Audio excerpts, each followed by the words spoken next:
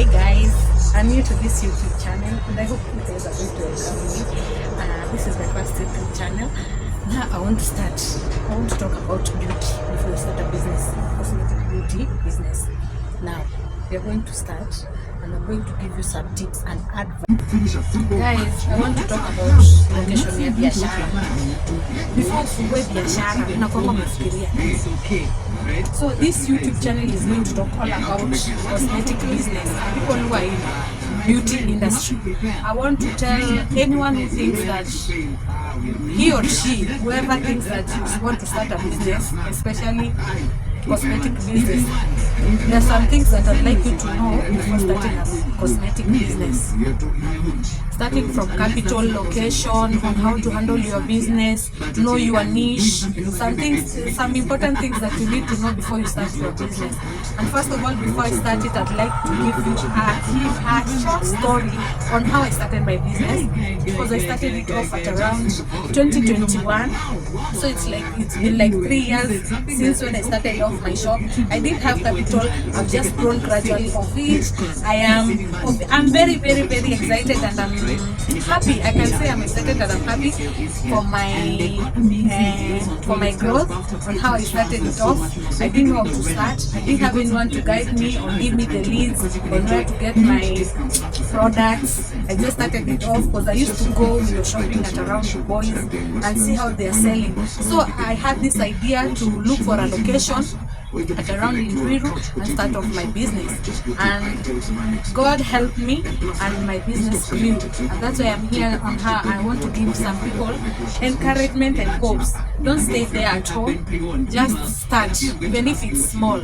God is going to help you as long as you're consistent and you believe in Him, and nothing is impossible, because me I started off with nothing. Actually, to cut the long story short, on my journey on how I started off my business, and I just want to mention but a few, some of the things you need to know about business. You need to have capital. You need to know the location where you're going to put your business.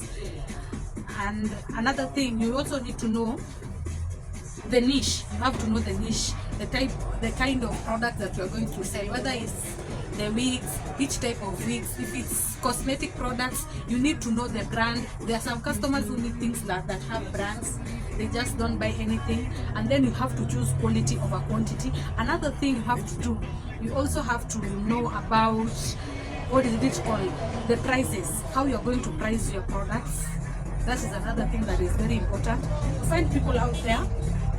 Maybe umeenda, you've just gone to a certain sources around in town, maybe let's say somewhere called the Boys, and you get something that's being sold at maybe 30 bob as a wholesale price. Then you come and hike you overcharge. You don't overcharge, you just make sure your prices are fair, because people out here are very wise and are very smart. They do their own due diligence and find out that you're very expensive. Those customers watatoroka.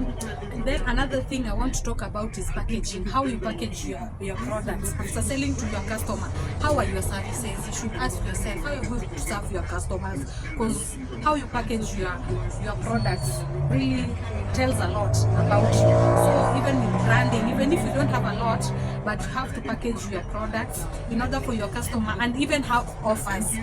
When you are packaging your products, maybe your customer has bought something that is maybe has a higher price, you have to give them some offers. That is with time, as your business is growing.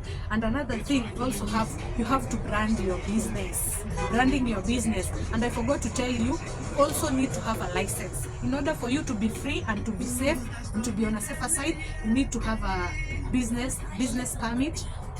It will be easy even for you to take loans. These small SMEs loans, you will get them easily.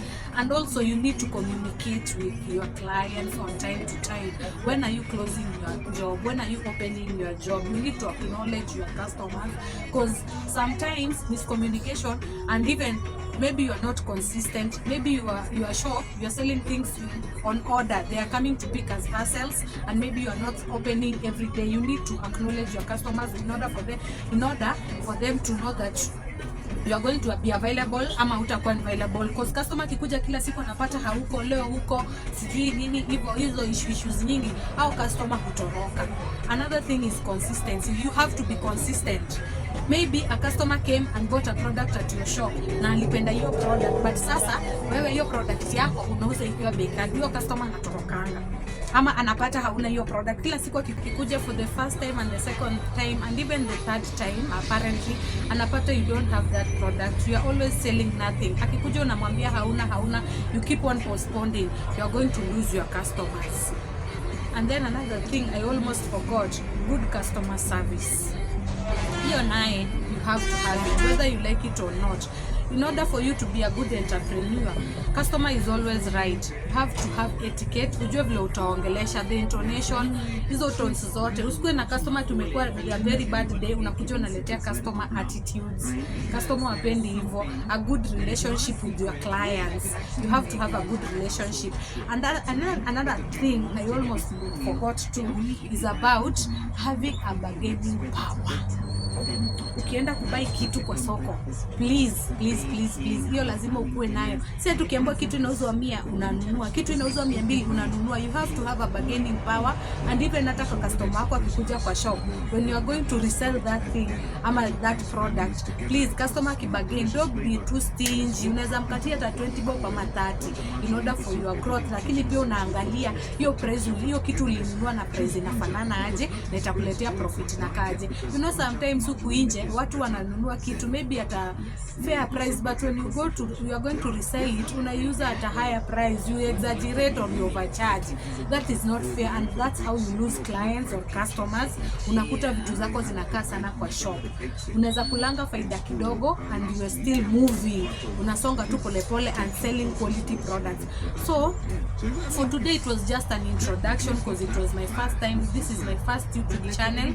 I'll be educating you and giving you more ideas, exhausting those points, and I'll try to plug you and get you affordable sources on where you are going to get your products or your items.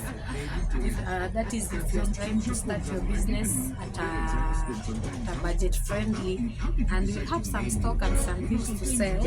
So for now, I'll just like you to like my page, comment and share, and till next time, I'll keep you updated. Bye.